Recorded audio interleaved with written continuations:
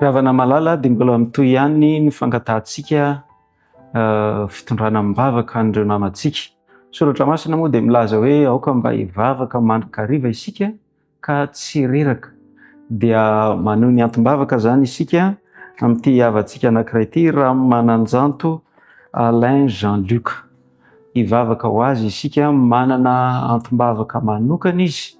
Izy moa zany dia tratran'ny tsy fahasalamana efa ho 10 volana izay ary tena tsy salama, tsy afaka mitsangana intsony izy ary fanariany raha mba hiasa amin'ny fomba manokana Andriamanitra manoloana an'izany tsy fahasalamana izany.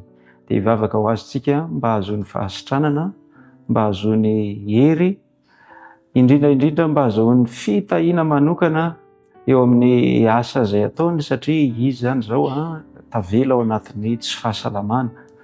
Fa indrindra maniry izy raha mba tena ho avelan'Andriamanitra ny helony ny amin'ireo zavatra rehetra izay efa tsy nety, efa vita tany aloha, dia Andriamanitra ny hamela ny helony ary tsy izy irery ihany, hamela ny heloka izy mivady. Andao hiara hivavaka ho azy isika. Andriamanitra Rainay any an-danitra, sotranao ny mbola ahafahanay mivavaka dia mahazo valim-bavaka noho ny fahasoavan'i Kristy ilay tomponay.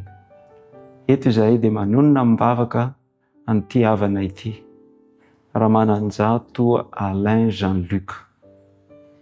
Mangataka izy ary maniry mafy mba hidiranao an-tsehatra satria ao anatin'ny tena tsy fahasalamana.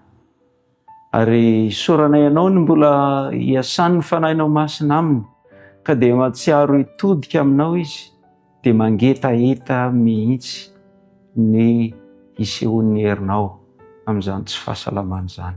Andriamanitra, ianao anie hamindra fo aminy ka hamela ny helony. Izay rehetra nataony tsy mifanaraka tamin'ny sitraponao, Andriamanitra, dia mba ho avelanao anie izany.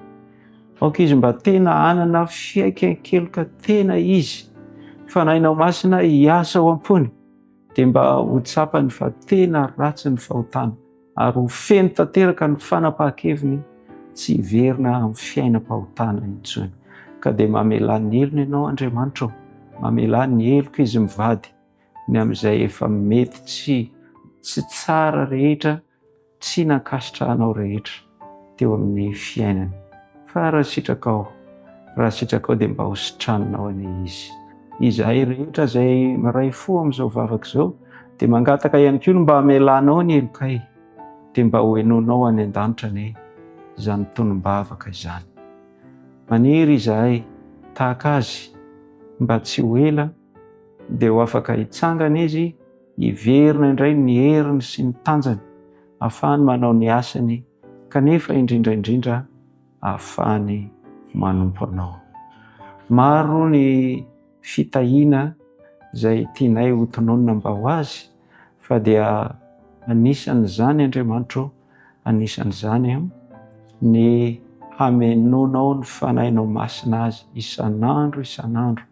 Inga anie mba hangetaetany izany izy, hangetaetany ho fenoina ny fanahy, ary izany fanahy masina izany anie ho toy ny loharano miboiboika ao anatiny, ka dia hiredareda ny fanariany hanompo anao sy ny fanatanterahany izay rehetra lazainy ny soratra masina, mba ho tena zanakao izy, mba ho zanakao manaiky ho tezainy ny soratra masina, manaiky ho ahitsy ny soratra masina. Mino Andriamanitra fa miaino izany vavaka izany ianao any amin'ny seza fiandriananao any an-danitra any, satria tononoko amin'ny anaran'i Kristy ilay mifono ao anay amin'ny hevitra masina indrindra any an-danitra izany vavaka rehetra izany.